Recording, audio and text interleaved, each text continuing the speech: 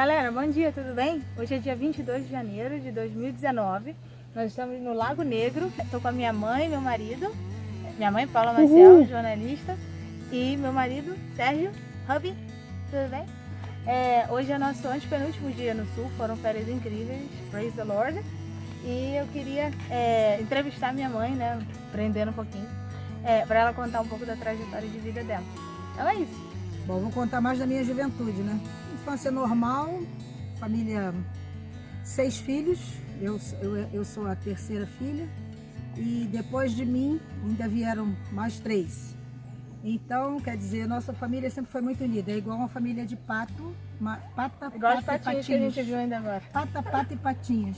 E a minha avó é brava. Onde minha mãe ia, levava todo mundo. E um relacionamento muito próximo, muito família. Isso é uma coisa que traduz a nossa família até hoje. A gente é sempre muito junto, muito unido. Sempre tem festa, sempre tem essas coisas, nós crescemos com isso. Então, a única coisa é que quando chegou na minha adolescência, na minha juventude, eu pertencia ao grupo chamado Juventude Cristã, Jucre, e depois fui para a universidade.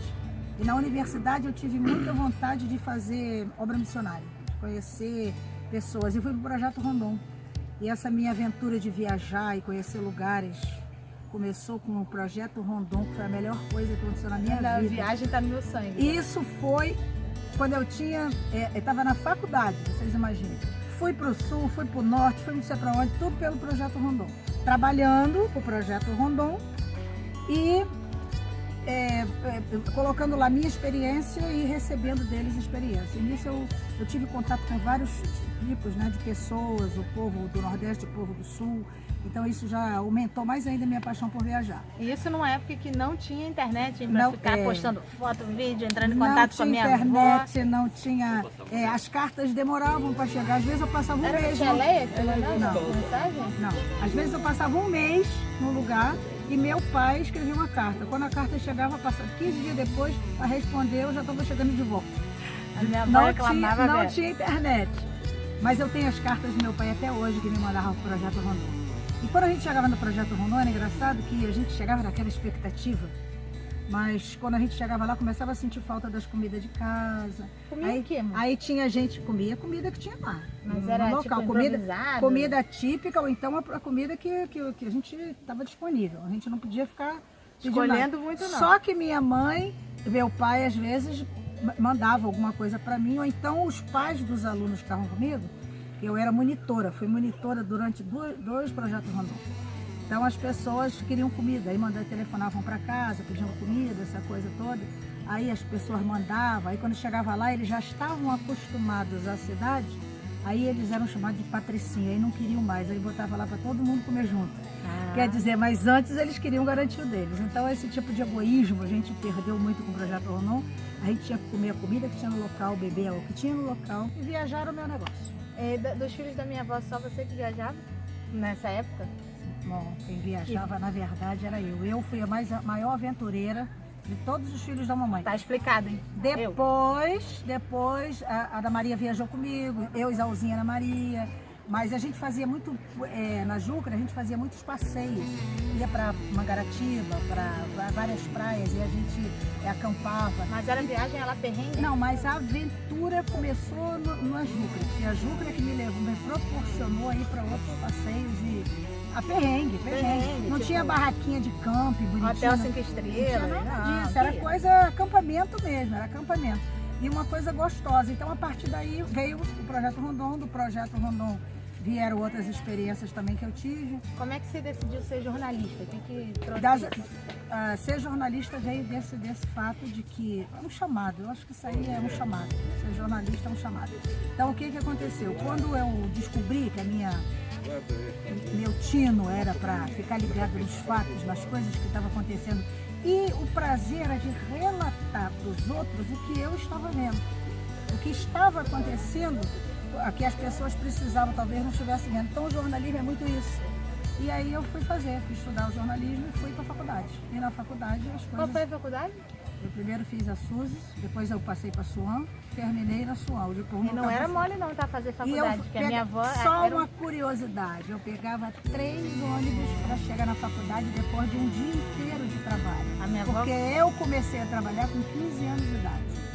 Trabalhava no escritório de contabilidade, saía de lá correndo, tomava banho, me arrumava, ia para a faculdade, depois voltava. Meu pai ia me buscar, porque eu passava por um campo deserto da Light, ou ele ia me buscar ou eu tinha que pegar 3 ônibus. E aí, assim foi a história da faculdade. A minha avó sustentou lá os 6 filhos na máquina de costura, era um perrenguezinho lá, mas Deus susteve até Quando chegou no segundo ano da faculdade, tive um problema de trabalho que eu mudei, faltou dinheiro para pagar a faculdade.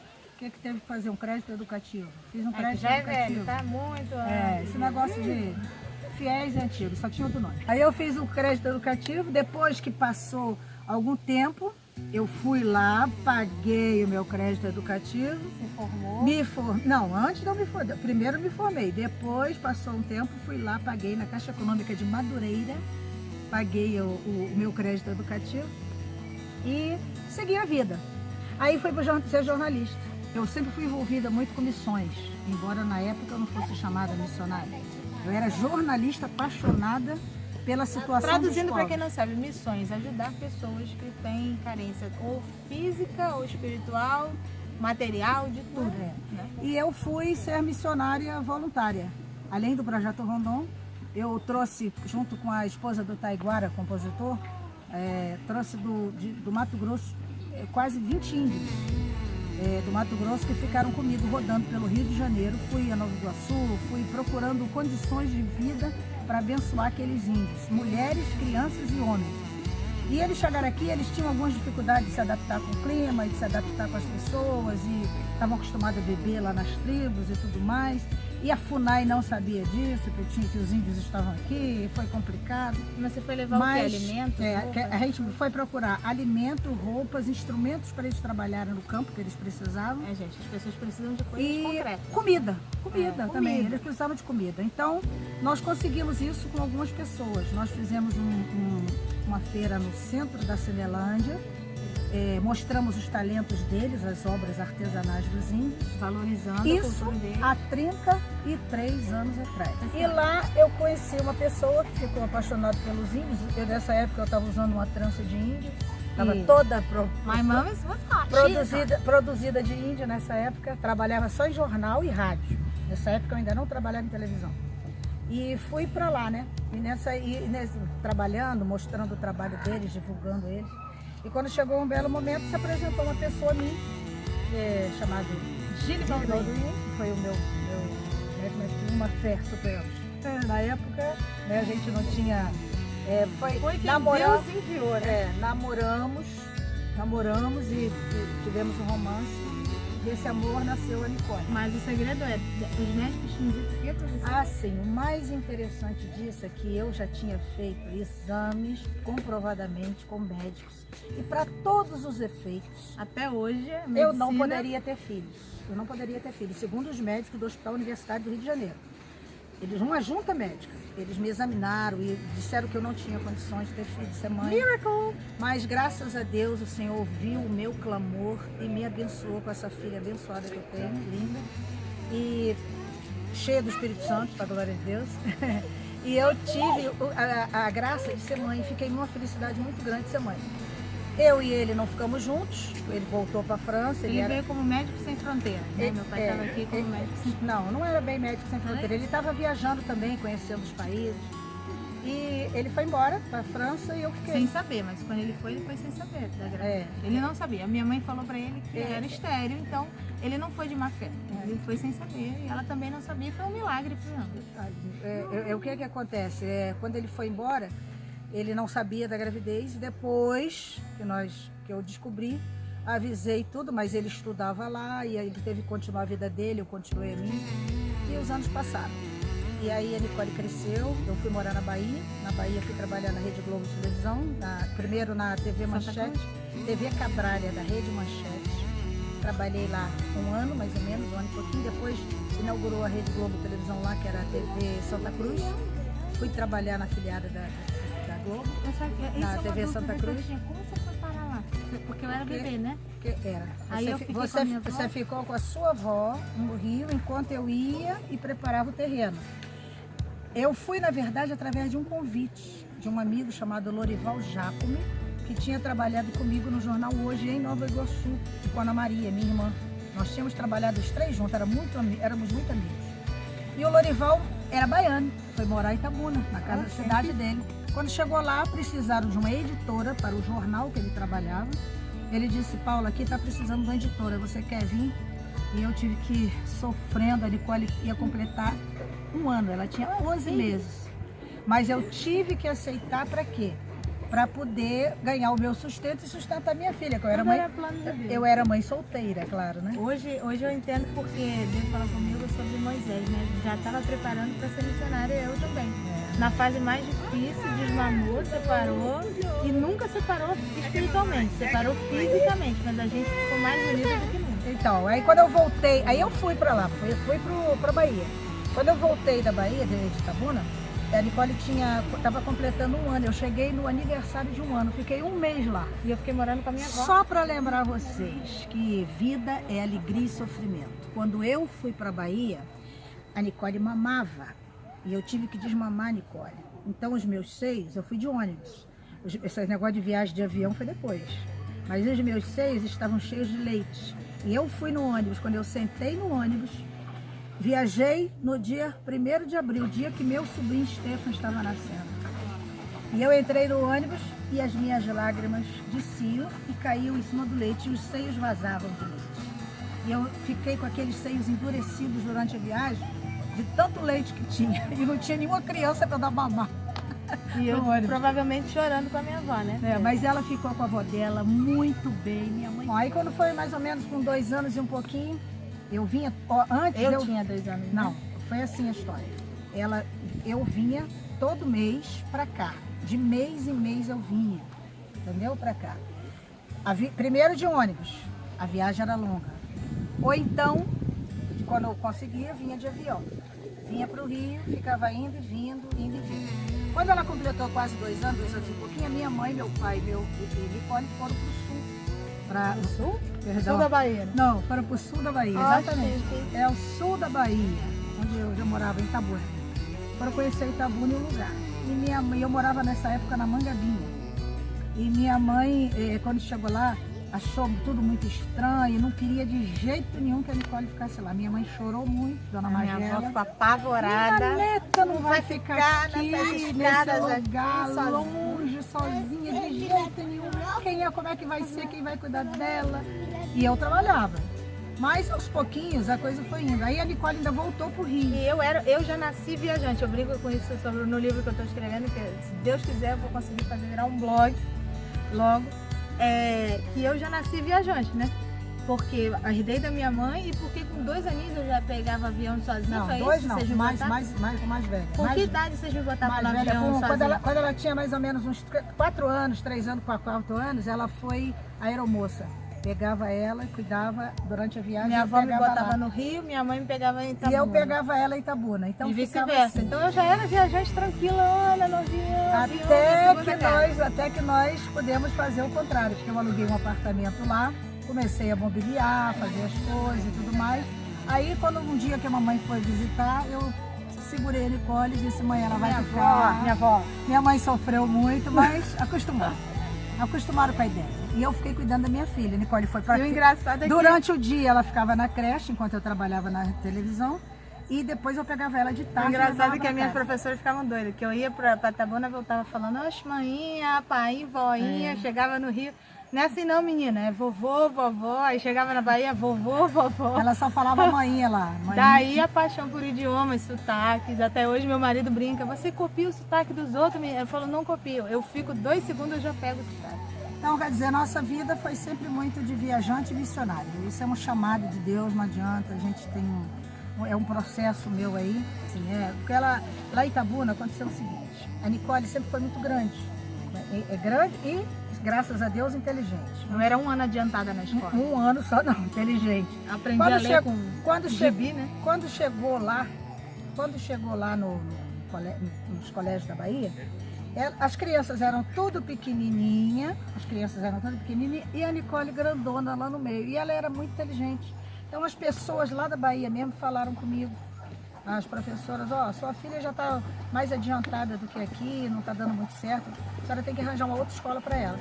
E eu fui procurar lá em Itabuna uma outra escola para ela, que ela acompanhasse o desenvolvimento dela, que ela sempre foi muito adiantada.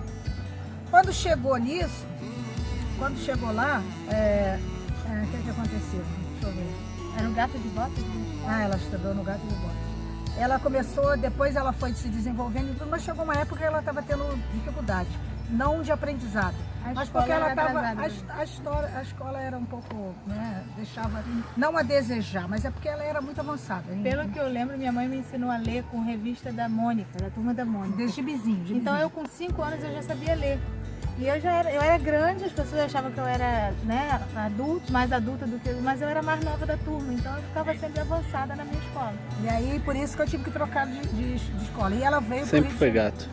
Ela veio para o Rio de Janeiro porque minha mãe falou comigo também. Minha mãe fechou o que o pessoal falou lá, o pessoal minha mãe falou. E eu cheguei à conclusão de que era melhor ela vir estudar no Rio. Ela veio para o Rio, foi estudar no colégio muito bom. Em Nova Iguaçu. Minha irmã Tércia, Deus abençoe, me abençoou muito, cuidando da minha filha, minha mãe também. Ela fazia piano, fazia inglês. Tinha uma melhor estrutura para o aprendizado. E eu fiquei na Bahia, mas indo e vindo, ou ela indo para lá e nas férias eu ficava nesse vai e vem. Então o que aconteceu? Depois eu voltei para o Rio de Janeiro, quis voltar para o Rio e depois larguei Itabuna. Esqueci, porque trabalhava na TV, mas saí da TV, tive que vir embora, porque a Nicole um dia ligou, mãe, larga tudo aí, vem para o Rio, nem que seja para vender salgadinho, ela falava.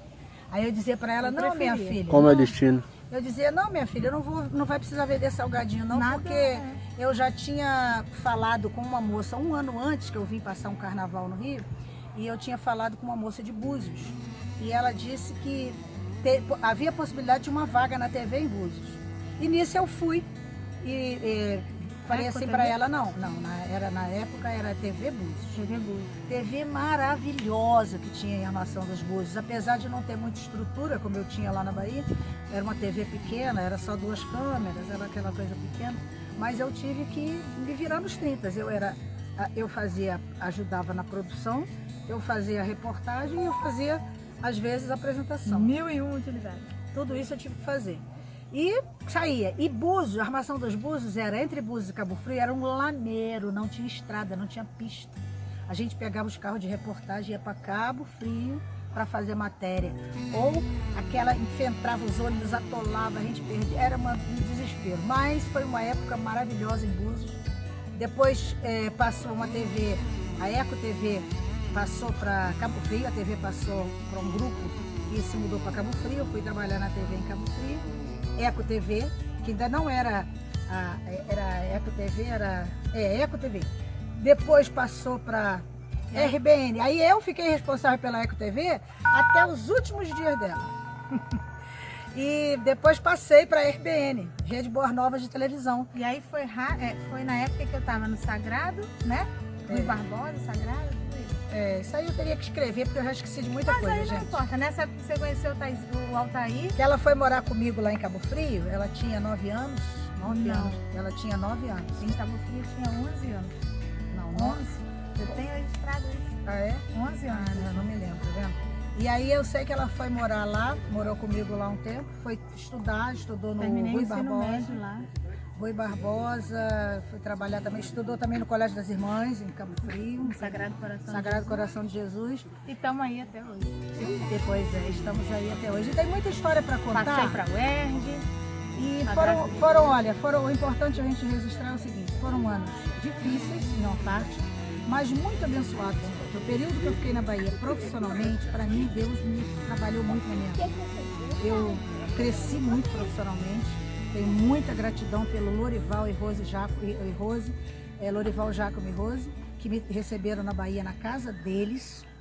E tive também a alegria de conhecer pessoas lá, o José Adervan, que foi o diretor do jornal que eu trabalhava, Jornal Agora, que foi um senhor jornal, que eu fui editora também. Através desse jornal, o Jornal Agora, antes de trabalhar mesmo em televisão, eu ganhei 3 prêmios de jornalismo, 3 prêmios maravilhosos de jornal. Até hoje aposentada missionária, escritora. Concursos, eu ganhei concursos que outros jornalistas participaram e eu ganhei em primeiro lugar. Então, graças a esses A concursos, revista missionária? eu podia ir e vir para Itabuna de avião. Olha, Ia que e beleza. voltava de avião. Altos.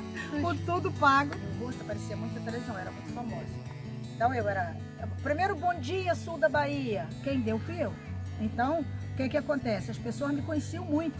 Então, para onde eu ia, as pessoas proporcionavam coisas boas pra gente. Então, os meus cinegrafistas, repórteres, quando a gente ia fazer as reportagens, o que acontecia? Eles já deixavam o dinheiro da diária, eles davam dinheiro para o almoço, dinheiro para dormir, os dinheiros estavam lá. E aí o que aconteceu? Eles já deixavam o dinheiro em casa, porque sabiam que quando eu ia, as pessoas iam ser abençoadas lá, iam abençoar a comidinha.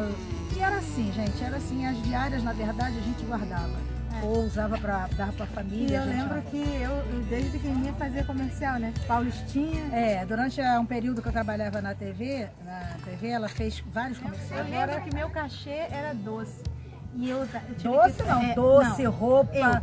Eu só lembro do doce. Claro, que eu não ia dar dinheiro para ela. O resto, claro, a mãe cuida e tá certo. Até eu farei o mesmo com os nossos filhos. Ela era pequena e quem ganhava... Eu ficava com os docinhos lá pra festa, mas eu provavelmente ganhava roupa, minha mãe fez uma poupança pra mim. E o que eu falo da cara de pau, deixa eu explicar. É que não é cara de pau de ser abusada, é cara de pau de ser corajosa pra vida, entendeu? É de chegar e falar, gente, olha só, posso sentar aqui, moço? Essa cadeira é reservada. Reservada pra quem? Pra mim. Isso é uma coisa da natureza. Deus me assim. fez uma pessoa para honra e glória dele, simples e objetivo. Exato, eu também. Olha, só para vocês terem uma ideia, eu nunca fui de mimimi. Nem eu. Mesmo no tempo que eu era muito famosa, que dava autógrafo, as pessoas na Bahia me paravam na rua e eu queria me conhecer porque eu trabalhava em televisão. Nesse tempo também eu não era. Às vezes eu ia no mercado, ia no mercado do jeito que eu era, nunca gostei, só me produzia porque tinha que apresentar programa de televisão. Maquiagem, fazia aquelas coisas todas, que tinha cabeleireiro, tinha salão dentro da televisão, mas aquilo era profissional, acabou dali eu era eu, sempre. Então esse negócio de vida em televisão e rádio e essas coisas não me enche a cabeça, nunca mexia. Nem a E minha. eu criei a Nicole também para ser uma pessoa normal, simples. Mas o que eu digo é, para ser quem a gente é. Então, galera, para encerrar, a minha mãe me ensinou e eu tenho orgulho de ser assim, é ser quem a gente é. Com dinheiro, sem dinheiro, feliz. Só que eu quero o que dizer, tem, aproveitando o que Deus dá. Só que eu quero falar uma coisa a mais. Durante esse período, quando ela tinha 9 anos, eu conheci uma pessoa maravilhosa que foi o amor da minha vida. Eu falei, chama-se Altair. Eu falei. É um amor de pessoa. E quando eu conheci ele tendo 3 filhos. E eu tinha a Nicole. Ele pedia a Deus uma pessoa para a vida dele. Ele já estava sozinho há vários anos, cuidando dos 3 meninos. Pedia a Deus uma pessoa e botou debaixo do travesseiro, ele conta isso como testemunho, uma cartinha para Deus pedindo que podia ter... Vai ter vídeo com o que podia até ter uma filha. Ele já tem uma filha. Ele tem a Melissa, mas é uma... No caso ele pediu que podia até ter uma filha, no caso. E aí, o que aconteceu? Eu cheguei na vida dele com uma filha e ele entrou na minha com 3 filhos. Nós formamos uma família linda e abençoada. Temos um filho mais velho, Davidson, que é pastor. Temos o Taizinho e o Valdinez. Todos eles já deram netinhos. E agora só estou esperando o netinho da minha filha e do Sérgio. Pressão nenhuma, né? Pressão nenhuma. Pressão nenhuma. Mas o importante é o seguinte. Fala, amor, pode falar. Peraí. Sua voz pode sair. Ufa! Mas o importante disso tudo, gente, é dizer que a nossa vida tem um propósito de Deus. Eu fui para a Bahia, tive o que tive, por graça e permissão do Senhor. Eu ganhei prêmio de jornalismo pela permissão do Senhor. Tudo que eu tenho, e Deus me deu, na verdade a honra e a glória para Ele. Mas a coisa mais linda, eu tenho uma família abençoada, um marido que me ampara, que me ajuda. E hoje, por exemplo, ele está no Rio, ele está lá. Eu estou aqui no Rio Grande do Sul passeando com minha filha e com meu genro, e ele está segurando a onda. que é para É. poder... Ele trabalha no Thank IFE you. e ele está segurando a ONU, enquanto nós fazemos missões, caminhamos, Porque conhecemos também é missão. e fazemos uma obra missionária. Então eu quero agradecer a Está em Deus, missão lá. agradecer a vocês e dizer que deixe Deus guiar a sua vida, seu caminho, porque Ele sabe o que faz por nós. Estamos Legal? voltando, tá aí. Um abraço, um beijo, meu amor, um beijo, minha família, amo vocês. Tchau. Tchau.